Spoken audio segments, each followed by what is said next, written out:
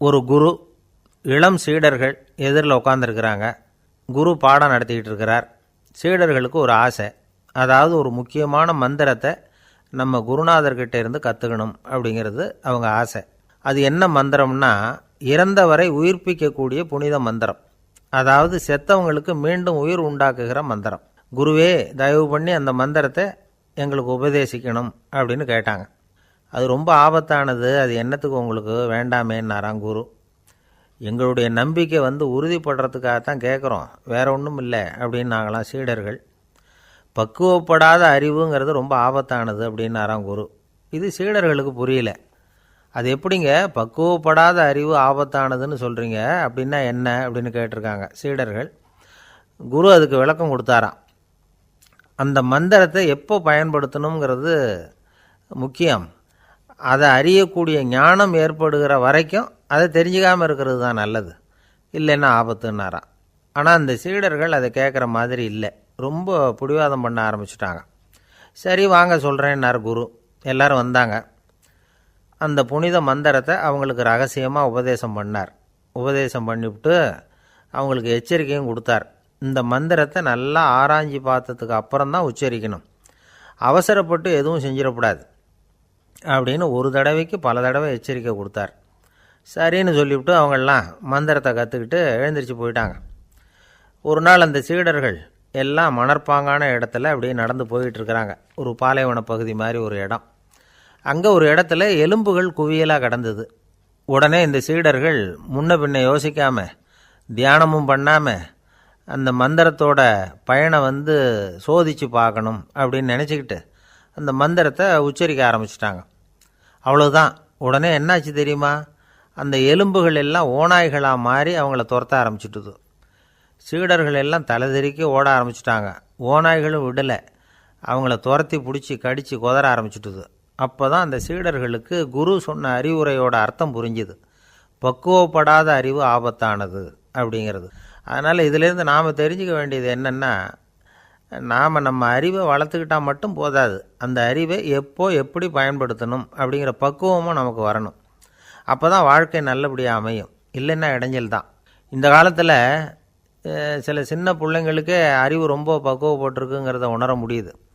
ஒரு சின்ன பையன் பள்ளிக்கூடத்தில் மார்க் லிஸ்ட்டு கொடுத்தாங்க, வாங்கிக்கிட்டு அவசரமாக வீட்டுக்கு ஓடினான். எதிரில் வந்த ஒருத்தர் கேட்டார், என்ன அவசரம், ஏன் இப்படி வேகமாக ஓடுறேன்னார். எங்கள் அம்மாக்கிட்ட அடி வாங்கணும், அதுக்காக தான் ஓடுறேன்னா. அடி வாங்கிறதுக்காக இவ்வளவு அவசரம்னார் அவர். அப்படி இல்லைங்க, நான் போகிறதுக்குள்ளே எங்கள் அப்பா வீட்டுக்கு வந்துட்டாருன்னா அவர்கிட்ட அடி வாங்க வேண்டியிருக்கும், அதை அவாய்ட் பண்ணுறதுக்காக இப்படி ஓடுறேன் அப்படின்னு நானான் அந்த பையன். ஒரு காடு, நல்ல மரம்லாம் செழிச்சு இருந்தது. அப்படிப்பட்ட காட்டில் ஒரு சாது இருந்தார். அவர் எப்படின்னா, எப்பவும் ஒரு மரத்தடியில் உட்காந்துருப்பார். ஏன்னா அவருடைய இருப்பிடமே அதுதான். அவர் என்ன பண்ணுவார், 3 கல் வச்சுருந்தார். செங்கல் மாதிரி இருக்கும், ஆனால் அதை விட கொஞ்சம் பெருசாக இருக்கும். எதுக்கு அந்த 3 கல்லுன்னா, அதுதான் அவருடைய படுக்கை. அதாவது தூங்குறப்ப ஒரு கல்லை தலைக்கு கீழே வச்சுக்குவார், இன்னொரு கல்லை இடுப்புக்கு கீழே வச்சுக்குவார், இன்னொரு கல்லை காலுக்கு கீழே வச்சுக்குவார். உடம்பை அப்படியே ஒரு தகட்டால் மூடிக்குவார், அப்படியே தூங்கி போடுவார். மழை பெய்யுதுன்னு வச்சுங்க, அவர் உடம்பு 3 கல் மேலே இருக்குதா, அதனால் தண்ணி அடியில் ஓடி போடும், உடம்பு நனையாது. மேலே தகடு இருக்கிறதுனால மழையும் உடம்புல படாது. அவர் தூக்கமும் கெடாது, நிம்மதியாக தூங்குவார். பகலில் அந்த 3 கல்லையும் ஒரு சேர ஒரு அடுப்பு மாதிரி வச்சு அது மேலே உட்காந்துக்குவார். அதனால் பாம்பு பூச்சி எதுவும் அவரை தொந்தரவு பண்ணுறதில்ல, அது பாட்டுக்கு நகர்ந்து போயிடும். அவர் பாட்டுக்கு நிம்மதியாக இருப்பார். யாராவது எதையாவது கொண்டுகிட்டு கொடுத்தா அதை வாங்கி சாப்பிடுவார், அவ்வளவுதான். ஒரு நாள் அந்த நாட்டு அரசன் காட்டுக்கு வேட்டையாட வந்தான். அந்த வழியாக வந்தப்போ இந்த சாது படுத்துருக்கிறத பார்த்தான், பரிதாபப்பட்டான். ஐயோ பாவம், இவர் இப்படி இந்த கல் மேலே உடம்பை வச்சுக்கிட்டு தூங்குறாரே, என்ன பாடுபடுவார், இவரை நாம் அரண்மனைக்கு அழைச்சிட்டு போய் சுகமாக நிம்மதியாக இருக்கிறதுக்கு வழி செஞ்சு கொடுப்போம், அது ரொம்ப நல்லாயிருக்கும் அப்படின்னு நினச்சான். அப்படி நினச்சிக்கிட்டே அரண்மனைக்கு வந்துட்டான். அதுக்கப்புறம் ஒரு பல்லக்கையும் 2 சேவகர்களையும் காட்டுக்கு அனுப்பி அந்த சாதுவை மெதுவாக இங்கே அழைச்சிட்டு வந்துடுங்க அப்படின்னு சொல்லி அனுப்பி வச்சான். இவங்க போய் அவர்கிட்ட விவரத்தை சொன்னாங்க. எனக்கு என்னத்துக்கு அரண்மனை வாசம் அப்படின்னார். இருந்தாலும் மன்னர் உத்தரவு, நீங்கள் அவசியம் வரணும் அப்படின்னாங்க இவங்க. சரின்னு சொல்லிவிட்டு வேறு வழி இல்லாமல் புறப்பட்டார். புறப்படும் பொழுது என்ன பண்ணாருன்னா, மறக்காமல் அந்த 3 கல், ஒரு தகடு அதையும் எடுத்து பல்லக்கில் வச்சுக்கிட்டார். என்னத்துக்கு இதையெல்லாம் எடுத்து வைக்கிறாரு அப்படின்னு சொல்லி அவங்க யோசனை பண்ணாங்க. இருந்தாலும் அதை பற்றி ஒன்றும் கேட்கல. பேசாமல் அவரை அழைச்சிட்டு போய் அரண்மனையில் விட்டுட்டாங்க. அரசன் ஓடி வந்தான், வரவேற்றான், அறுசுவை உணவு படைத்தான். அவர் படுக்கிறதுக்கு தங்க கட்டில், பட்டு மெத்தை, இப்படி எல்லாம் ஏற்பாடு பண்ணி வச்சான். இங்கே படுத்து ஓய்வு எடுத்துங்க அப்படின்னு சொல்லிவிட்டு அவன் பாட்டு போயிட்டான். மறுநாள் காலையில் வந்து பார்க்குறான், சாது படுத்துருக்கிறார். எப்படி தெரியுமா? அந்த பட்டு மெத்தை மேலே 3 கல்லையும் வச்சு வழக்கம் போலவே அது மேலே படுத்துருக்கிறார். அதுக்கு மேலே தகடு. அரசன் பார்த்துட்டு அதிர்ச்சி ஆகிட்டான்.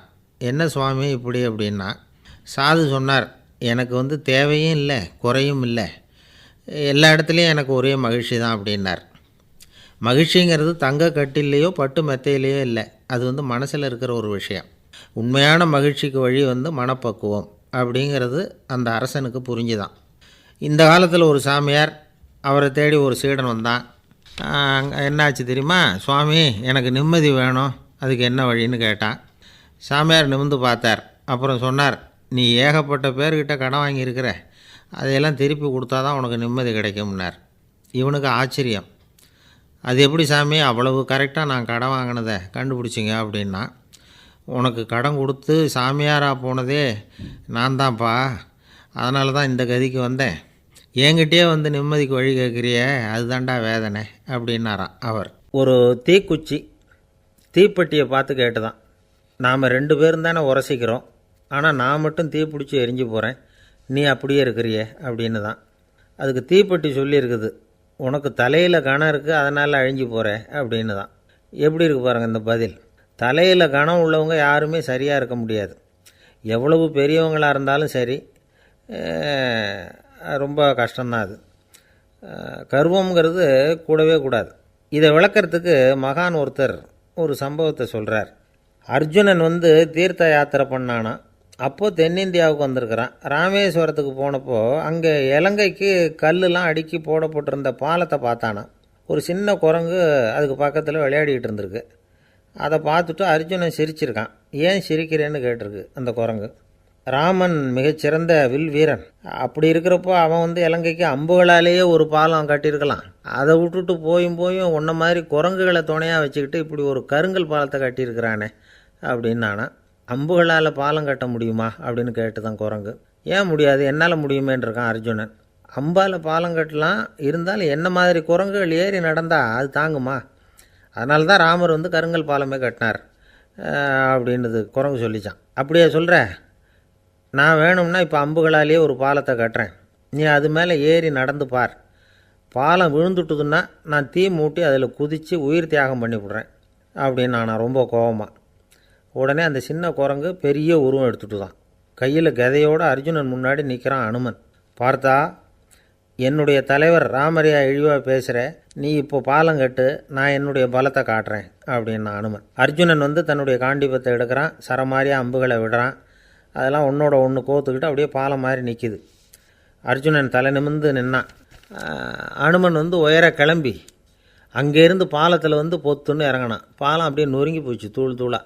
என்ன அர்ஜுனா, இப்போ என்ன செய்ய போகிற அப்படின்னு நான் ஏளனமா. அர்ஜுனன் தலையை தொங்க போட்டுக்கிட்டான். சொன்னபடி தீ மூட்டி அதில் குதிக்கிறதுக்காக 3 தடவை சுற்றி வந்தான். அப்போது கிருஷ்ணர் அங்கே வந்தார். என்ன அர்ஜுனா, என்ன நடக்குது, என்ன இது அப்படின்னு ஒன்றும் தெரியாத மாதிரி கேட்டார். அர்ஜுனன் வாயை திறக்கிறதுக்கு முன்னாடி அனுமன் வாயை திறந்தான், நடந்ததை சொன்னான். அர்ஜுனன் சவால் விட்டபடி உயிர் திறந்தே ஆகணும்னா அனுமன். கிருஷ்ணர் யோசனை பண்ணார். நல்லது, இந்த சவால் விட்டதுக்கும் நடந்ததுக்கும் யார் சாட்சி? பெரிய ஒருத்தரை சாட்சியாக வச்சுக்கிட்டல்லவா நீங்கள் இந்த போட்டியை நடத்தியிருக்கணும் அப்படின்னார். அதனால் என்ன, இப்போ மறுபடியும் அந்த போட்டியை நடத்திவிட்டா போச்சு, என்னால் அந்த அம்பு பாலத்தை நொறுக்க முடியாதா அப்படின்னா அனுமன். சரி, இப்போ மறுபடியும் அது நடக்கட்டும்னார் கிருஷ்ணர். அர்ஜுனன் அம்பு பாலம் அமைச்சான். அனுமன் ஏறி குதிச்சான். பாலம் அசைஞ்சு கொடுக்கவே இல்லை, அவ்வளோ உறுதியாக இருக்குது.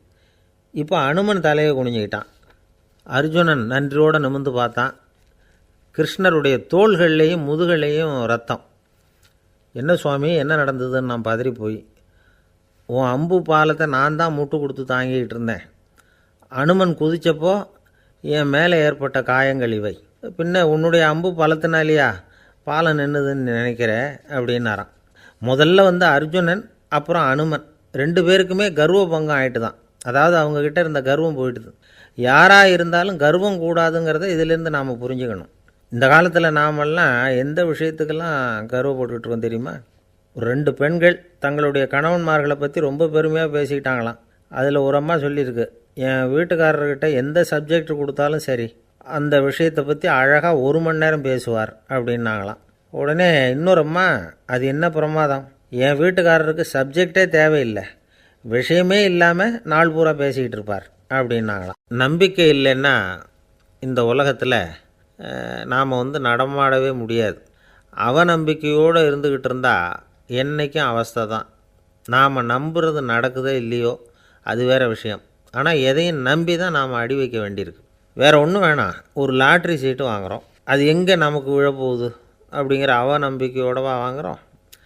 பரிசு நமக்கு தான் அப்படிங்கிற நம்பிக்கை உள்ளூர இருக்கிறதுனால தான் அதை வாங்குகிறோம்.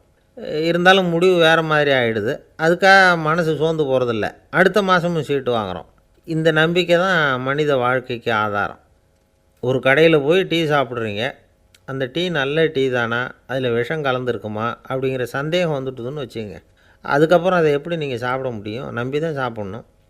ரயில் ஒழுங்காக போய் சேருங்கிற நம்பிக்கை இருக்கிறதுனால தான் அதில் ஏறி உட்காடுறோம். லெட்டர் ஒழுங்காக போய் சேருங்கிற நம்பிக்கை இருக்கிறதுனால தான் பெட்டியில் போடுறோம்.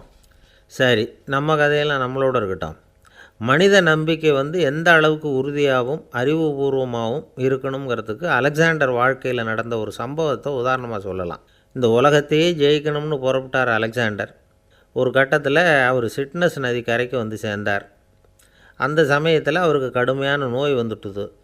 அவர் கூடவே வந்திருந்த கிரேக்க வைத்தியர்கள் என்னென்னமோ முயற்சியெல்லாம் பண்ணி பார்த்தாங்க.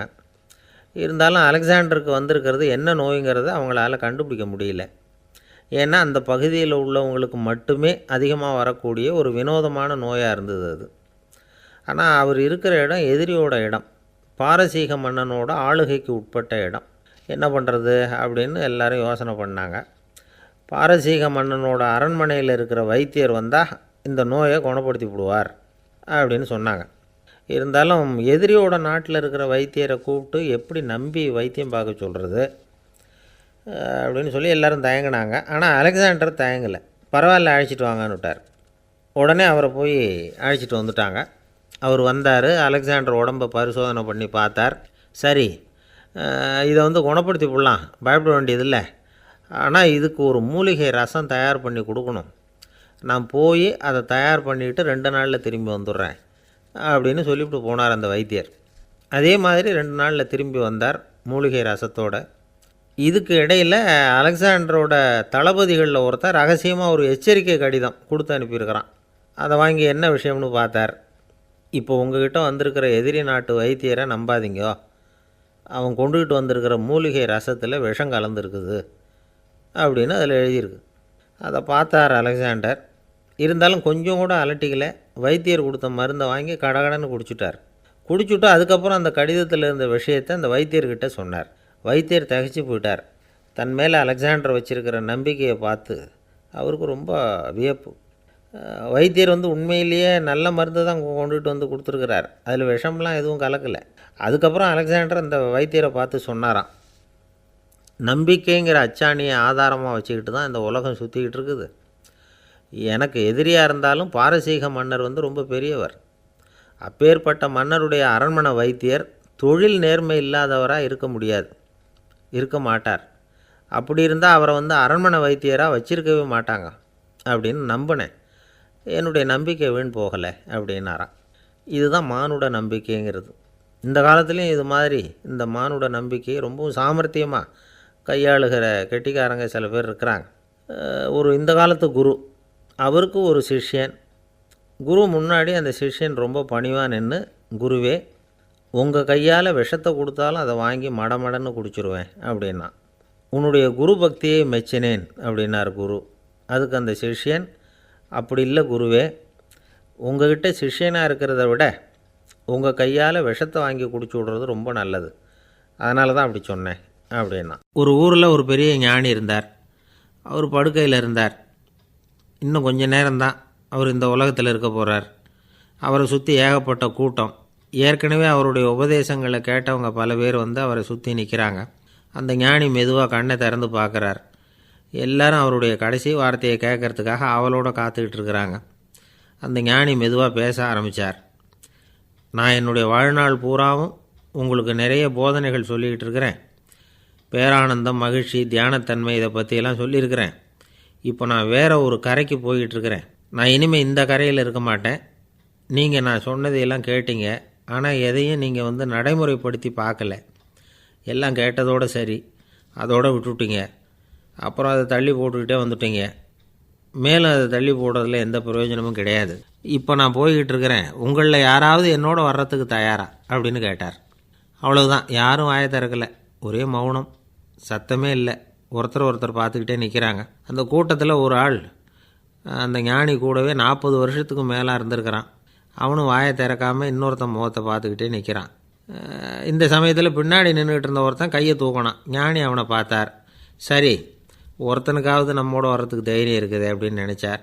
ஆனால் அந்த ஆள் என்ன சொன்னான் தெரியுமா? ஐயா, நீங்கள் கேட்குறப்போ நான் உடனே எழுந்திருக்கல, கையை மட்டும்தான் தூக்கினேன்.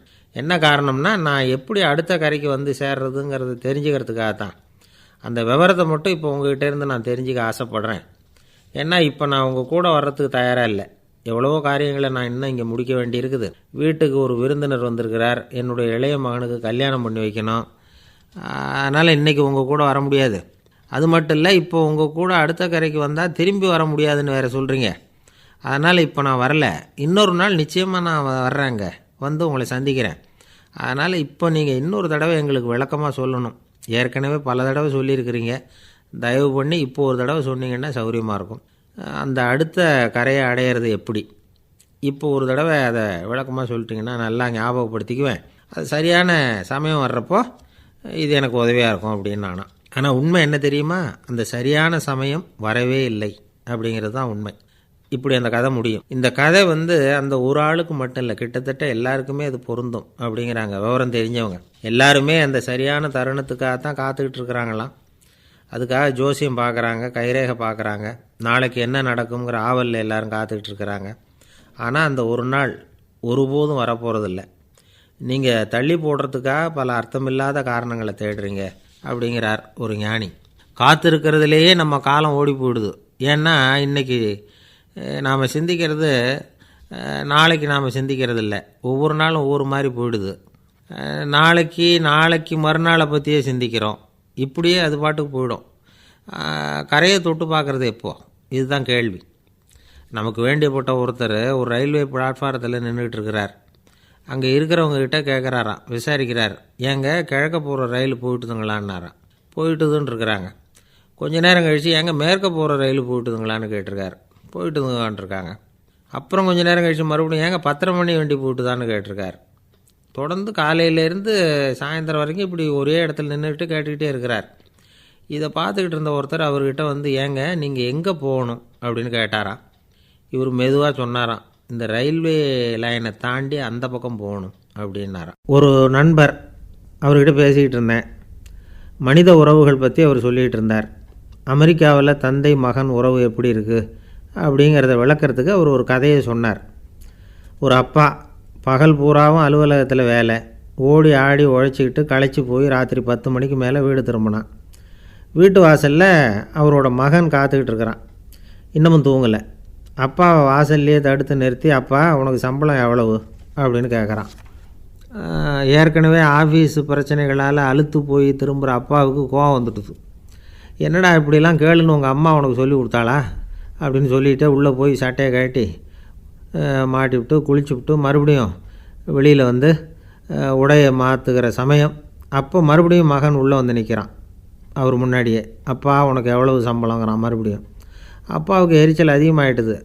மணிக்கு $20 போதுமா அப்படின்னார். அப்படின்னா எனக்கு ஒரு $10 தர முடியுமான்னா மகன். இதுக்கு தான் என் சம்பளம் எவ்வளவுன்னு கேட்டியா? 2ஆம் வகுப்பு படிக்கிற உனக்கு எதுக்குடா $10 அப்படின்னு கத்திவிட்டு தொலைக்காட்சி பெட்டியின் முன்னாடி போய் உட்காந்துக்கிட்டு ஏதோ நிகழ்ச்சியை பார்க்க ஆரம்பிச்சிட்டார். கொஞ்ச நேரம் கழித்து மறுபடியும் மகன் வந்து நிற்கிறான். அப்பா ப்ளீஸ் எனக்கு ஒரு $10 கொடுக்க முடியுமா? மகனுடைய கண்களில் கண்ணீர். என்னடா அவன் கண்ணீரை காட்டி காரியம் சாதிக்கலாம்னு பார்க்குறியா? ஒரு காசு கூட கொடுக்க மாட்டான் போ அப்படின்னு விரட்டி விட்டான். மகன் கண்ணீரை தொடச்சிக்கிட்டே கண்ணை தொடச்சிக்கிட்டு பேசாமல் போய் படுத்துக்கிட்டானான். கொஞ்ச நேரம் ஆச்சு. அப்பாவோட கோபம் கொஞ்சம் கொஞ்சமாக குறைஞ்சிது. பிள்ளைகிட்ட கோபமாக கத்துனது தப்பு தாங்கிறது புரிஞ்சுது அவனுக்கு.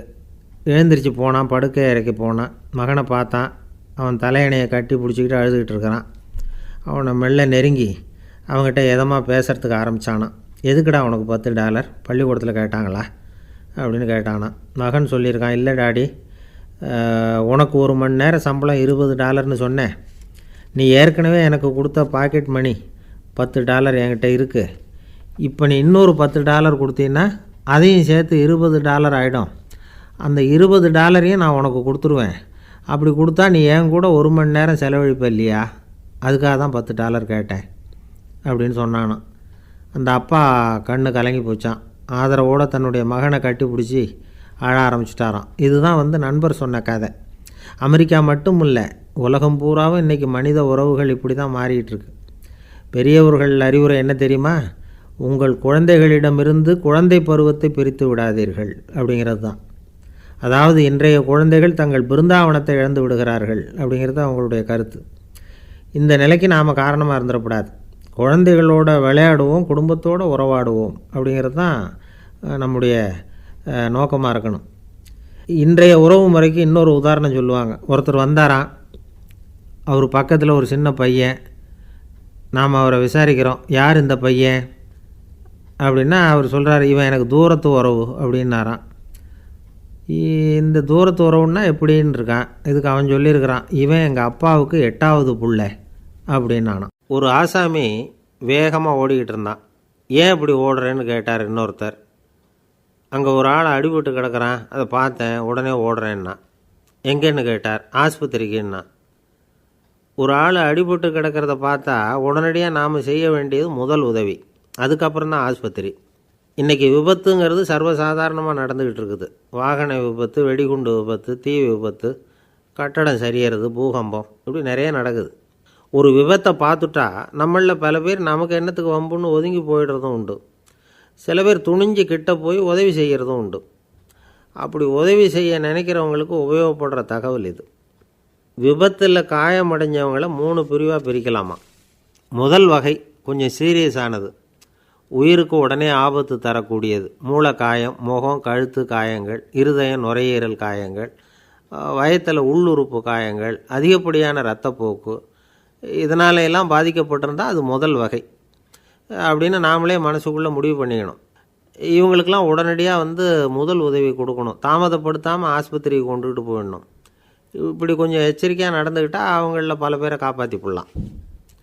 2வது வகை எப்படின்னா, முதல் உதவி விரைவாக கிடைச்சா உயிர் பிழைக்கக்கூடிய மார்பு காயங்கள், கைகால் எலும்பு முறிவு, இடுப்பு முதுகெலும்பு காயம், சீரான இரத்த சேதம், இப்படிப்பட்டவங்களை 2வது வகையாக பிரிக்கணும். ஆபத்து இல்லாத சிராய்ப்புகள், சிறு காயங்கள், இரத்த உறைவுகள், இதனால் பாதிக்கப்படுறவங்க 3வது வகை. ஒருத்தர் தலையில் அடிபட்டு நினைவு விழுந்துட்டார்னு வச்சுங்க, அவருக்கு வாந்தி வர்றதுனால புறையேறி மூச்சு அடைப்பு உண்டாகும். இப்படி ஆகாமல் இருக்கிறதுக்காக தலையை ஒரு பக்கமாக சாய்ச்சி வைக்கலாம். நாடி துடிப்பையும் இதய துடிப்பையும் தொட்டு பார்க்கணும். அது குறைஞ்சிருந்தாலும் சரி, நின்று இருந்தாலும் சரி, அவர் மார்பை நிமிஷத்துக்கு 80 தடவை உள்ளங்கையால் அழுத்தி இதய துடிப்பை மீட்கிறதுக்கு உதவி பண்ணணும். கழுத்தில் காயம்பட்டாலும் ஆபத்து அதிகம். கழுத்துக்கு அடியில் ஒரு துண்டை மடித்து வைக்கலாம். 2 பக்கமும் சின்ன தலையணை அல்லது துணி மடிப்புகளை வச்சு கழுத்தை அதிகமாக அசையாமல் பார்த்துக்கலாம். முதுகெலும்பு முறிஞ்சிருக்குமோ அப்படிங்கிற சந்தேகம் இருந்ததுன்னா அவரை அதிகமாக அசைய விடக்கூடாது. அதிகமாக அசைஞ்சால் தண்டு இடத்துல பாதிப்பு ஏற்பட்டு கை கால் விளங்காமல் போயிடும். அவரை ஒரு கனமான போர்வை இல்லைன்னா பாயில் படுக்க வச்சு 4 பேர் மெதுவாக தூக்கி மருத்துவ உதவிக்கு அனுப்பி வைக்கலாம். கையெலும்பு முறிஞ்சிருந்தால் முறிஞ்ச பாகத்தை உடம்போடு சேர்த்து அசையாமல் கட்டி போடலாம். கால் எலும்பு முறிஞ்சிருந்தால் மற்ற காலோடு சேர்த்து கட்டி போடலாம். முறிஞ்ச பாகம் தொங்காமல் பார்த்துக்கணும், அப்போ தான் வீக்கம் உண்டாகாமல் இருக்கும். வெட்டு காயம், குண்டடிப்பட்ட காயம், இதிலெல்லாம் ரத்தப்போக்கு அதிகமாக இருக்கும். ரத்தம் வெளியேற ஆபத்து அதிகம். சுத்தமான துணியை பல மடிப்புகளை மடித்து காயத்தின் மேலே வச்சு அழுத்தமாக ஒரு 10 நிமிஷம் பிடிச்சிக்கணும். ரத்தம் நின்ன உடனே காயத்துக்கு கட்டு போடலாம். சில சமயம் காயம்பட்ட பாகத்தை உயரமாக தூக்கி பிடிச்சிக்கிட்டா தான் ரத்த கசிவு நிற்கும். இந்த விவரங்களையெல்லாம் கொஞ்சம் மனசில் வாங்கி வச்சுக்கிட்டோம்னா சமயத்தில் உதவும். ஏன்னா இந்த காலத்தில் விபத்து எந்த ரூபத்தில் எப்போ வரும்னு யூகிக்கவே முடியல. நண்பர் ஒருத்தர் சொன்னார், நேற்றுக்கு பாருங்கள் சார், என் கண்ணு முன்னாடியே ஒரு சின்ன விபத்து நடந்ததுன்னார். என்னன்னு விசாரித்தோம். ஒரு பஸ்ஸில் வந்துக்கிட்டு இருந்தேன். அந்த பஸ்ஸில் பின்பக்கம் படி ஓரமாக நின்றுக்கிட்டு இருந்த ஒருத்தர் ரோட்டில் விழுந்துட்டார். டிரைவர் அதை கவனிக்கலை, நிறுத்தாமல் அவர் பாட்டுக்கு போகிறாருன்னார். கண்டக்டர் உடனே விசில் கொடுத்து பஸ்ஸை நிறுத்த வேண்டியது தானே அப்படின்னோம். அதுதான் சார் முடியாமல் போச்சுன்னார் அவர். ஏன்னு கேட்டாங்க. தவறி கீழே விழுந்ததே அந்த கண்டக்டர் தான் சார் அப்படிங்கிறார். ஒரு சீன தேசத்து அரசர் இருந்தார். அவருக்கு வயசாயிட்டுது. அவருக்கு அடுத்தபடியாக அவருடைய புள்ள பட்டத்துக்கு வரணும், ஆட்சி பொறுப்பை ஏற்றுக்கணும். ஒரு நல்ல தலைவனுக்கு இருக்க வேண்டிய பண்புகள்லாம் தன்னுடைய மகனுக்கு இருக்கணும்னு விரும்பினார் அந்த அரசர். அதனால் இளவரசனை பக்கத்தில் இருந்த ஒரு குரு கிட்ட அனுப்புனார். இளவரசன் அவர்கிட்ட போய் சேர்ந்தான். அந்த குரு என்ன பண்ணார் தெரியுமா? இவனை பார்த்து சொன்னார், இதை பாருப்பா, நீ என்ன பண்ணுற, இப்போவே பக்கத்தில் இருக்கிற காட்டுக்கு போ, நடு காட்டில் போய் ஒரு இடத்துல உட்காந்துக்கோ. அங்கே என்னென்ன சத்தம்லாம் உன் காதில் விழுதுன்னு கவனித்து கேளு. உன் காதில் விழுந்த ஓசைகள் என்னென்னங்கிறத என்கிட்ட சொல்லு, அதுதான் எனக்கு தெரியணும், உனக்கு வேலையும் அதுதான் அப்படின்னு சொல்லி அனுப்பி வச்சுட்டார். இளவரசன் காட்டுக்கு போனான். குரு சொன்னபடியே ஒரு இடத்துல உட்காந்து கவனித்து கேட்டான். அதுக்கப்புறம் குருக்கிட்ட திரும்பி வந்தான். என்னென்ன சத்தம்லாம் கேட்ட அப்படின்னு கேட்டார் குரு. குருவே, காட்டில் நான் பறவைகள் சத்தம்லாம் கேட்டேன், மிருகங்களின் ஓசையையும் கேட்டேன், இதை தவிர இடி மின்னல் மழை இதுகளோட சத்தத்தையும் கேட்டேன் அப்படின்னா. குரு யோசனை பண்ணார், நீ இன்னமும் சரியாக கேட்கல, அதனால் மறுபடியும் காட்டுக்கு போ, கொஞ்ச நாள் தங்கியிருந்து கேட்டுட்டு வா அப்படின்னார். இளவரசனுக்கு ஒன்றும் புரியல. இருந்தாலும் குருவின் கட்டளையாச்சே, மறுக்க முடியுமா? உடனே அவன் மறுபடியும் காட்டுக்கு போனான். ஒரு இடத்துல உட்காந்தான். கொஞ்ச நேரம் உன்னிப்பாக கவனித்து கேட்டான். சில நாள் கழித்து குருக்கிட்ட திரும்பி வந்தான். குருவே, இந்த தடவை சில துல்லியமான சத்தங்களை எல்லாம் கேட்டான். தேனீ பறக்கிற சத்தம், நீரோடையின் மெல்லிய ஓசை, இதெல்லாம் கேட்டேன்னா. குரு சிரித்தார். நீ மறுபடியும் காட்டுக்கு போ, இன்னும் சில நாள் அங்கே இரு, முழுமையாக கவனமாக கேட்டுக்கிட்டு வா அப்படின்னு சொல்லி அனுப்பி வச்சுட்டார். இளவரசனுக்கு குழப்பம் அதிகமாகிட்டுது. ஒன்றுமே புரியல. மறுபடியும் காட்டுக்கு போனான். மௌனமாக ஒரு இடத்துல உட்காந்துட்டான். அப்படியே தியானத்தில் ஆழ்ந்துட்டான். சில நாளில் அவனுக்கு இதுவரை கேட்காத ஓசைகள்லாம் கேட்க ஆரம்பிச்சிட்டுது. இதைத்தான் நான் கேட்கணும்னு என்னுடைய குரு எதிர்பார்த்துருக்கிறாருங்கிறத புரிஞ்சுக்கிட்டான். உடனே குருக்கிட்ட ஓடனான். குருவே, இந்த தடவை காதுகளுக்கு கேட்க முடியாத சில ஓசைகளை கூட என்னால் உணர முடிஞ்சுது. பூ மலருகிற ஓசை, சூரியனால் பூமி சூடாகிறப்போ எழுகிற ஓசை, காலை பனித்துளியை இந்த புல்லுலாம் குடிக்கிற ஓசை, இது எல்லாம் என்னால் நல்லா கேட்க முடிஞ்சுது அப்படின்னா. குருவுக்கு இப்போ தான் திருப்தி ஏற்பட்டு தான். இளவரசனை பார்த்து சொன்னார், இதை பாருப்பா, இப்போ தான் நாட்டை ஆளுகிற தகுதி உனக்கு வந்திருக்குது அப்படின்னு சொல்லி அதுக்கு விளக்கமும் கொடுத்தாராம். எந்த அரசன் தன்னுடைய மக்களின் இதயம் பேசுகிற மௌன மொழியை, மௌன வார்த்தைகளை கேட்குறானோ அவன்தான் ஆள தகுதி உள்ளவன். எந்த அரசன் தன்னுடைய மக்களின் உணர்ச்சிகளை உண்மையாக உணர்றானோ அவன்தான் முதன்மையான அரசன். போலி வார்த்தைகளை மட்டும் கேட்டுட்டு பல மௌன ராகங்களை காதில் வாங்கிக்காதவன் அரசனே இல்லை. எந்த நாட்டில் எப்போ ஒரு அரசன் தன்னுடைய மக்களின் உணர்ச்சிகளை கேட்க மறுக்கிறானோ அன்னையிலேருந்தே அந்த நாடு அழிய தொடங்குது அப்படின்னு அர்த்தம். இதுதான் அந்த குரு இளவரசனுக்கு போதித்தது. வாயால் பேசுகிறத மட்டும் கேட்டு ஏமாறக்கூடாது, உணர்ச்சிகளையும் கேட்குறதுல தான் மனப்பக்குவம் உண்டாகும். மக்கள் உணர்ச்சிகளை புரிந்து கொள்ளாத அரசர்கள் நீடிச்சிருக்க முடியாது. அது மாதிரி நாடுகளில் அடிக்கடி குழப்பம் தான் உண்டாகும். அப்படி இருந்தால் அடிக்கடி ஆட்சி மாறிக்கிட்டு இருக்கும். அப்படிப்பட்ட ஒரு தேசம், அங்கே ஒரு சிறைச்சாலையில் 3 கைதிகள் பேசிக்கிட்டு இருந்தாங்க. ஒருத்தன் சொன்னான், நான் இந்த நாட்டு ராஜாவை எதிர்த்து பேசிக்கிட்டு இருந்தேன், அதனால் என்னை பிடிச்சி கொண்டாந்து இங்கே போட்டுவிட்டாங்க அப்படின்னா ஒருத்தன். இன்னொருத்தன் சொன்னான், நான் இந்த நாட்டு ராஜாவை ஆதரித்து பேசிக்கிட்டு இருந்தேன், அதனால் என்னை பிடிச்சி கொண்டாந்து இங்கே தள்ளிவிட்டாங்க அப்படின்னா. அது சரி, நீ என்ன தப்பு பண்ண அப்படின்னு சொல்லி 3வது ஆளை பார்த்து இவங்க கேட்டாங்க. அதுக்கு அந்த ஆள் சொல்கிறான், நான் தான் இந்த நாட்டு ராஜா அப்படின்னானா.